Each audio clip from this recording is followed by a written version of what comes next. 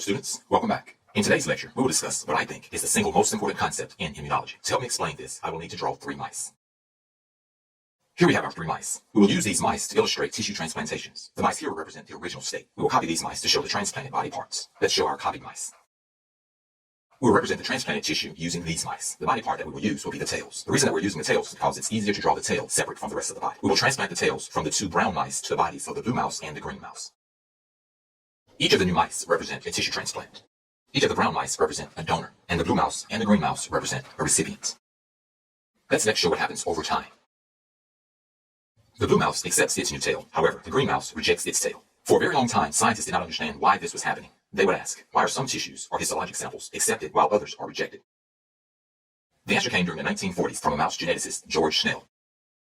He discovered that there's a cell surface protein complex that determines tissue compatibility, also known as histocompatibility. For this work, he became a 1980 Nobel Prize laureate. Later, this complex of proteins became known as the Major Histocompatibility Complex, or MHC. Today, when surgeons need to perform a tissue or organ transplant, they first check these proteins to make sure that the donor and recipient are compatible. In the next lecture, we will explore the mechanism of this complex. This concludes our first lecture on tissue transplantation and the Major Histocompatibility Complex. I hope that you've learned a lot.